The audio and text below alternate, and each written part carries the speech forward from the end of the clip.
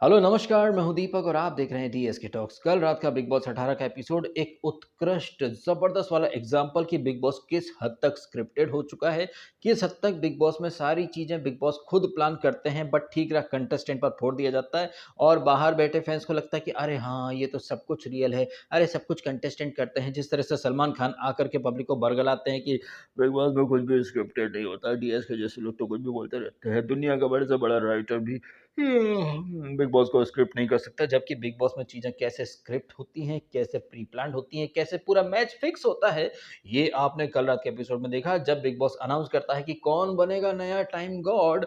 और इस वाली टास्क में बिग बॉस ने पहले से ही मेक श्योर कर लिया था कि कोई भी दूसरा व्यक्ति टाइम गॉड नहीं बन सकता। टाइम गॉड बनेगा तो सिर्फ लाडले ग्रुप से ही कोई टाइम गॉड बन सकता है। और आपने देख लिया कि टाइम गॉड की जो रेस है उसमें कंटेंडर बन करके लाडली ग्रुप से दो लोग आए हैं। एक तो इनका मुखिया उर्फ वेम्पायर डिसेना।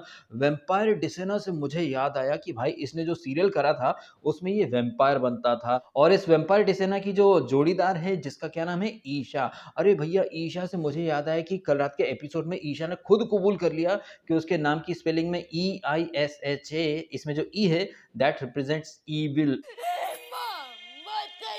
वैसे यहाँ पर बाकी की बातें मैं करूँ उसके पहले थोड़ी-सी अपनी भी मैं तारीफ़ करना चाहूँगा, यदि आप बुरा ना माने तो। और तारीफ़ में सिर्फ़ एक ही लाइन की जो मैं अक्सर कहता रहता हूँ कि चीते की चाल, बाज़ की नज़र और डीएसके के ऑब्ज़र्वेशन पर संदेह नहीं करना चाहिए। और आपको तो पता ही है कि मैं आपको कितना एडवांस में आगे रखता हूँ बाकी लोगों से।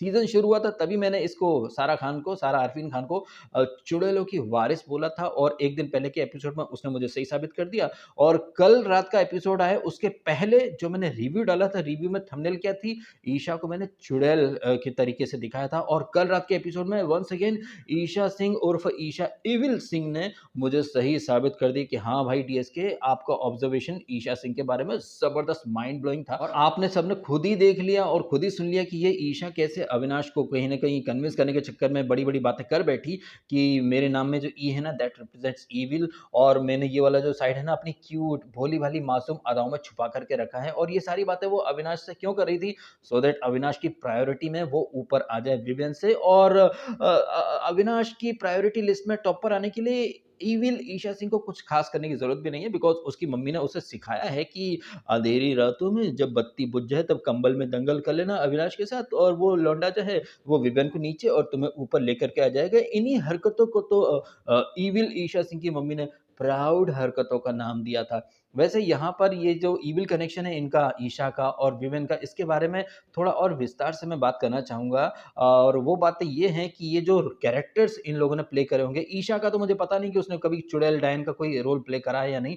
लेकिन विवेन डिसेना अगर फेमस हुआ है तो वो वैम्पायर डिसेना बन करके फेमस हुआ था। उसका जो एकता कपूर के साथ जो उसका सीरियल था, वही तो उसका एक ब्रेक थ्रू पॉइंट था उसके करियर में, वो वैम्पायर बनता है। और इस तरह के कैरेक्टर जब कोई एक्टर प्ले करता है तो इस तरह के कैरेक्टर्स का असर जो है उन एक्टर्स के दिलो-दिमाग पर काफ़ी रह जाता है। और इस बात का खुलासा खुद रणवीर सिंह ने करा था जब उसने खिलजी वाला रोल प्ले करा था पद्मावत में। तो उसने कहा भी था कि यार मुझे काफ़ी सारे डॉक्टर्स वगैरह की मदद लेनी पड़ी थी। काफ़ी अजीबो-गरीब मतलब मेरी पर्सनैलिटी बन चुकी थी। और ऐसा ही कुछ ना रमन राघव में वो साइकोपैथ किलर का रोल प्ले करा था नवाज़ुद्दीन सिद्दीकी ने। तो उनकी ज़िंदगी में भी मतलब काफ़ी असर पड़े थे इस तरह के साइकोपैथ किलर के किरदार निभाने के बाद। तो मुझे लग रहा है कि वैम्पायर डिसेना ने वो जो वैम्पायर का रोल प्ले करा था तो अंदरूनी तौर पर कुछ ऐसी वैम्पायरी शक्तियाँ, कुछ शैतानी शक्तियाँ विवेन के अंदर प्रवेश कर चुकी। और ईशा सिंह के अंदर ये इविल साइड जो है या तो उनकी प्राउड मम्मा ने प्राउड तरीके से इंजेक्ट कर दी होंगी, या फिर चूँकि आप भी जानते हैं कि ये लाडले के साथ ज़्यादा रहती हैं। और जैसा कि मेरा एक डायलॉग है कि पानी से पानी मिले और मिले कीच से कीच, ज्ञानी से ज्ञानी मिले और मिले नीच से नीच। तो फिलहाल यहाँ पर भूत से भूत मिल गया तो भूत की आगे आप समझदार हैं। जिस तरीके से कल रात के एपिसोड में ईशा सिंह ने खुद कबूल कर लिया कि भाई वो क्यूट, इनोसेंट सिर्फ बनती है, दिखावा करती है, हकीकत में वो बड़ी शैतान है, वो चुड़ैल है और कतई ईविल पदार्थ है। हालाँकि इस ईविल पदार्थ को ये अविनाश मिश्रा जो है डर की वजह से या फिर जो अंधेरी रातों में बत्ती गुल होने की वजह सेटिंग होती है, उसकी वजह से अपने ही कंधों पर उठा कर के विक्रम बेताल वाले मोड में चलकर इसे वो टाइम गॉड बना देगा। अब टाइम गॉड वो कैसे बनती है और उसके किन किन किन किन वाली जो इरिटेटिंग आवाज़ है, कैसे हम लोगों को पकाती है, ये आने वाले दिनों में पता चलेगा। बट कल रात के एपिसोड में एक चीज़ तो अच्छे से एस्टैब्लिश हो गई है कि विवेन डिसेना जो कि बड़ा जेंटलमैन, बड़ा ही हम्बल, सोफिस्टिकेटेड, क्लासी बनता है, जबकि हकीकत में उसके अंदर आज भी उसका जो वैम्पायर वाला जो कैरेक्टर था, वो ज़िंदा है। उसकी जो वैम्पायरी शक्तियाँ या फिर जो जेलसी है, वो कल भर-भर के दिखाई दी। कहने को विवेन डिसेना क्लेम करता है कि 12 साल पुराना दोस्त है ये करणवीर का, लेकिन जब भी मौका मिलता है, सबसे पहले ये करणवीर मेहरा का ही विकेट उड़ाता है, यानी कि उसे टाइम गॉड बनने से रोकने में कोई कोर-कसर नहीं छोड़ता है। सो कॉल्ड मेरा तो 12 साल पुराना दोस्त है, मुझे नहीं पता इसकी तरफ से क्या था, क्या नहीं, लेकिन जैसे ये खतरू जीता, मैंने इसको कॉल करा था, "अरे मेहरा तू जीत गया, ये मेरा 12 साल पुराना दोस्त है।" इस तरह की बातें की थी ना उसने बाहुबली वाली टास्क में कि भाई इसकी साइड से दोस्ती हो ना हो, लेकिन मेरी तरफ से बराबर दोस्ती थी। क्या दोस्ती थी? अबे चूतिए, दुनिया को चूतिया बना रहा तू। तू एक्चुअली में भाईचारे की आड़ में भाई को चारा बना करके खाने की कोशिश कर रहा है, क्योंकि तू तो वैम्पायर डिसेना जो है, तेरे दाँत देख कर के लगता है कि तू क्यों वैम्पायर वाले रोल के लिए तुझे सेलेक्ट किया होगा मेकर्स ने। गजब बेइज्जती है।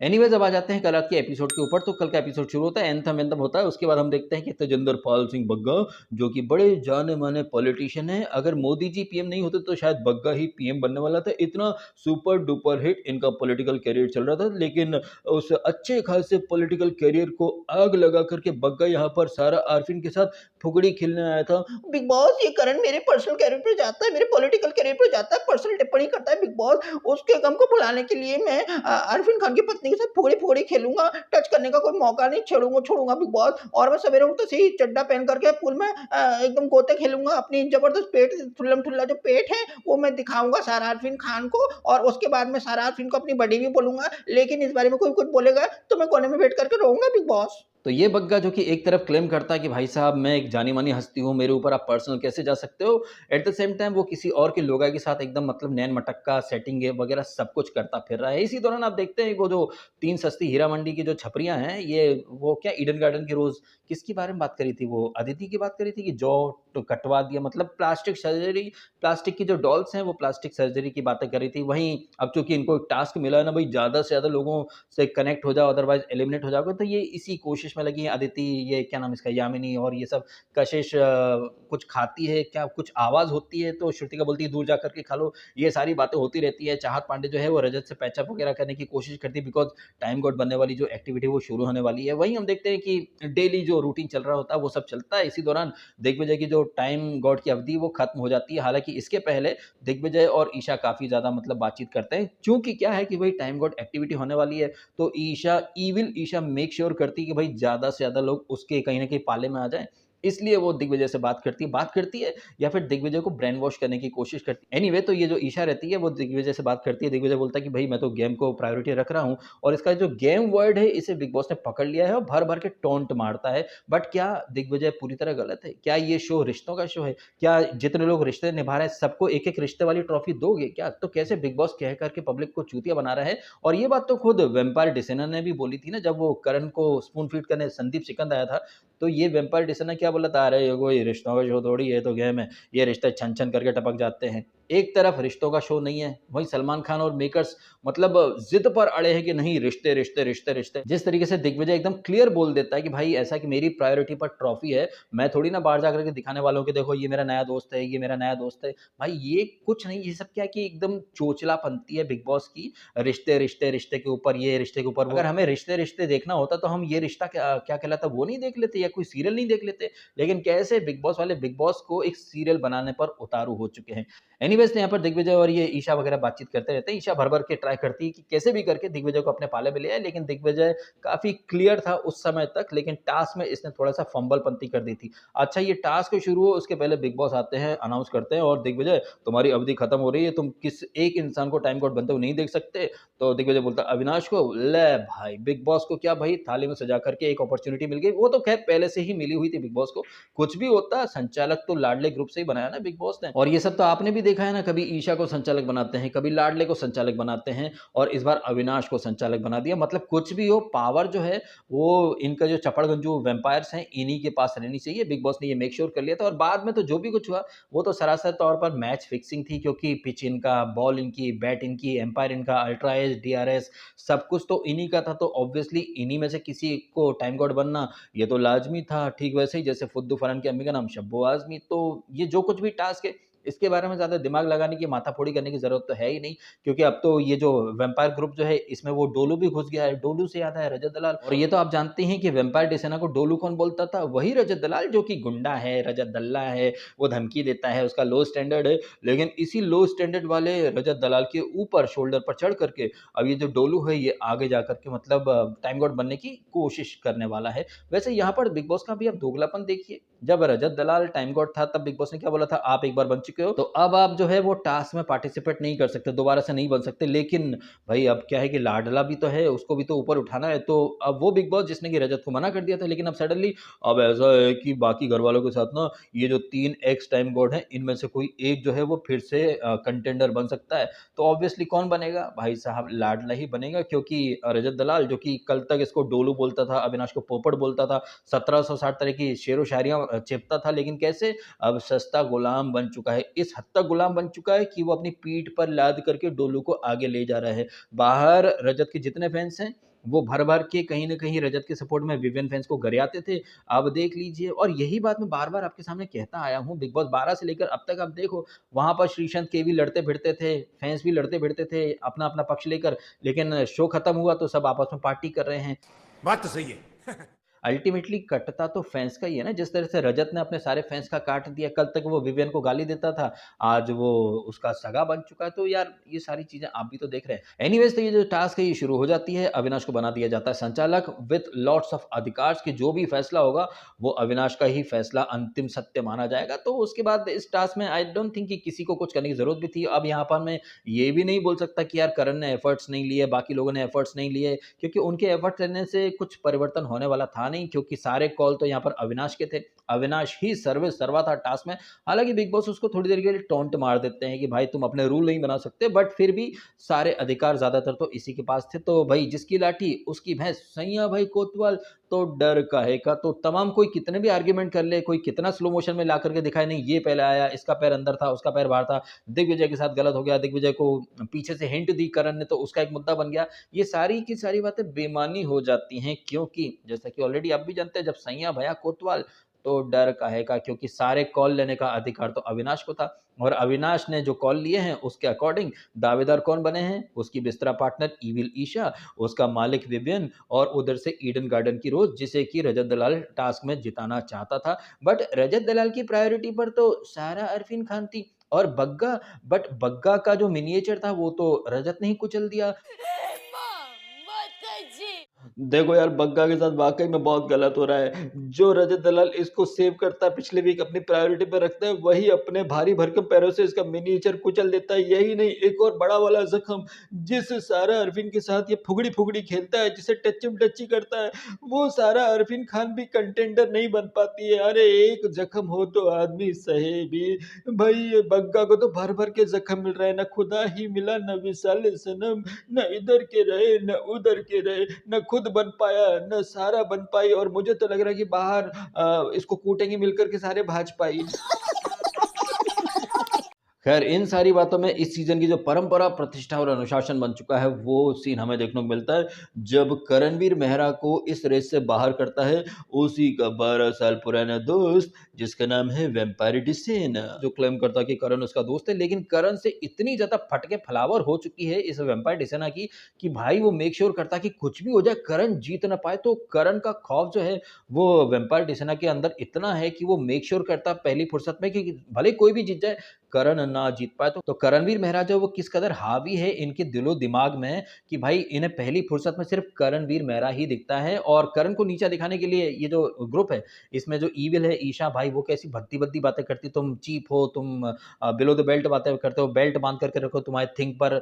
थिंग से हमें याद आया कि तुम्हें शायद अविनाश की थिंग ज्यादा पसंद आती हो। तो ये सब चीजें रही है, और इन बातों के अलावा वो चुम और ये श्रुतिका का भी खामखा का आर्गुमेंट अब क्या है कि श्रुतिका नॉमिनेशन में आ गई है ना, और आप तो जानते हैं कि कोई बंदा या बंदी नॉमिनेशन में आता है तो उसका फटना लाजमी हो जाता है, ठीक वैसे ही जैसे फुद्दू फरहान की अम्मी का नाम शब्बो आदमी हो जाता है। और जिस तरह से ये श्रुतिका और चुम मंजुलिका वाले तेवर दिखा रहे हैं तो मेरी जो खोज थी ना, मेरा जो इंतजार था कि इस सीजन में मंजुलिका कौन है, तो ये श्रुतिका और चुम दोनों ही मंजुलिका बनने के भर भर के ऑडिशन दे रहे हैं। इनके ऊपर हम कल विस्तार से बात कर लेंगे, बिकॉज इनकी जो फसाद बनती है वो अभी बदस्तूर चल रही है। बट हाँ, एक चीज तो यहाँ कहना बनता है कि ये वही श्रुतिका है ना मित्रों, जो कि एक दिन पहले ही कौन किसके लिए कुर्बानी देगा तो हम फर्स्ट बोल करके श्रुतिका खुद को नॉमिनेट कर देती है। बट उसके बावजूद उसे मतलब दिख रहा है कि वो इतनी दिख नहीं रही है, उधर से कोई इतनी बातें नहीं कर रहा है, और बग्गा और उसका ग्रुप जो है वो श्रुतिका को कतई तवज्जो नहीं दे रहा है। तो श्रुतिका का हाल धोबी के कुत्ते जैसा हो चुका है, ना इधर की ना उधर की, तो क्या करे दिखने के लिए। चलो फट पड़ते हैं पराठे के ऊपर, फूड के ऊपर, तेरा दोस्त वो तो उसके साथ रहती, मेरे लिए कोई खड़ा नहीं रहता। तो भाई जब तुम्हारे लिए कोई खड़ा नहीं रहता है तो तुमने कल खुद को उड़ता तीर दे करके नॉमिनेट क्यों करवा लिया था? जब उधर कोई तुम्हारा नहीं है तो तुम क्यों चुम के लिए बड़ी अम्मा बन करके कूद पड़ी थी नॉमिनेट होने के लिए? तो ये सब ढकोसलेपंती है कंटेस्टेंट की। तो 100 बात की एक बात है कि अगर श्रुतिका को इतनी दिक्कत है तो फिर क्यों उसने चुम को सेव करके खुद को नॉमिनेशन में लेकर के आ गई? दैट मीन्स कि वो ड्रामा था, वो नौटंकी थी। अगर वो ड्रामा नहीं था, वो रियल था, तो जो हम प्रोमो में देख रहे हैं या जो एपिसोड में देखा, क्या वो ड्रामा है, क्या वो नौटंकी है? ये सब अपने अपने बुद्धि विवेक के आधार पर हर कोई तय कर सकता है। इन बातों के अलावा और कुछ खास बातें मेजर हैपनिंग तो रही नहीं, बस वो दिग्विजय करण को बोलता है कि भाई जब मैं कुछ करूँ तो मेरे को पीछे से हिंट मत दिया करो। अच्छा, इसी बीच ना सो कॉल्ड लॉजिकल और सो कॉल्ड समझदार इंसान जो है, कैसे वंस अगेन उसकी बोलती बंद हुई है। जब शिल्पा शिरोडकर और ये विवेन बात करते रहते हैं तो विवेन क्या बोलता है, ओए लॉजिक की बात कर, लॉजिक की बात कर। और जैसे ही करण बोलता है कि हाँ तेरे को बाहुबली वाली टास्क में टाइम कोड बनाया था और तेरे को बचाने के लिए मेरे को यहाँ नॉमिनेट कर दिया, तो कैसे मतलब कन्नी काटने की कोशिश करता लाडला। और मेकर्स भी इस बात पर तवज्जो देते हैं कि कुछ भी हो जाए उनका लाडला जो है वो हर परिस्थिति में एकदम विनर बन करके दिखे ऑडियंस के सामने। इसका सारा इंतजाम मेकर्स खुद करके रखते हैं। और इसका एक सबूत मेरे पास फिर आया है लाइव फीड के क्लिप के रूप में, जहां पर कि हालांकि उस क्लिप में दिग्विजय वो सारी बातें कर रहा है जो कि अपने कल के वीडियो में मैं ऑलरेडी कर चुका हूं, जहां पर मैंने कहा कि एक तरफ ही लाडला और उसके जितने भी ठुल्ले हैं वो पोर्ट्रे कर रहे हैं कि देखो हमारा लाडला भाई किसी का ऑर्डर फॉलो नहीं करता है, वो बिल्कुल काम नहीं करता। बट जैसे कि उस लाइव फीड क्लिप में जो कि एपिसोड से काट दी गई, वहां पर दिग्विजय क्या बोल रहा है इससे लाडले से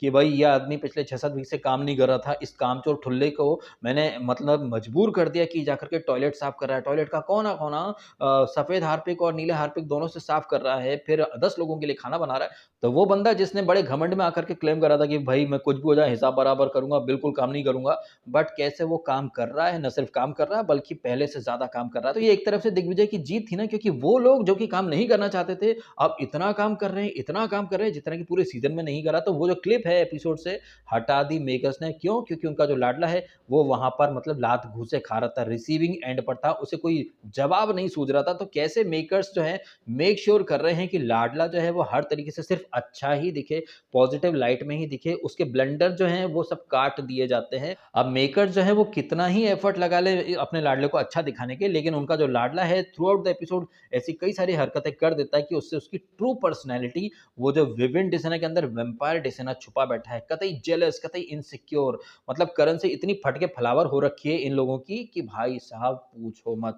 इस कदर ये लोग मतलब एक झुंड बना चुके हैं। उधर से करण के सपोर्ट में इतने लोग कोई नहीं है, बट यहाँ तो 3-4-5 लोग, अब तो डोलू वो रजत भी इनके साथ आ चुका है। तो मतलब ये खौफ तो है करण का। काश कोई करण को इस बात का एहसास करा कि वो कुछ नहीं कर रहा है, उसके बावजूद इन लोगों की फटके फलावर हुई पड़ी है करण से। बताइए वेम्पायर डिसेना, इविल ईशा, ये सब मतलब कांप रहे हैं करण से कि करण कुछ भी हो आगे ना बढ़ पाए। तो करण को रोकने के लिए एड़ी चोटी का जोर लगाया जा रहा है, और अब इनके साथ तो खुद बिग बॉस भी उतर आया है। हालांकि यहाँ पर एक पैरेलल लाइन पे एक दूसरी स्क्रिप्ट भी हमको चलती हुई दिखाई दे रही है कि मतलब सारे अधिकार इनको, सारे पावर इनको, सब कुछ इन्हीं को मिल रहा है, उधर कुछ नहीं मिल रहा है। उधर ऑडियंस की सिंपैथी तो मिल रही है ना करणवीर मेहरा को कहीं न कहीं। ये चीज़ भी आप इग्नोर मत कीजिएगा।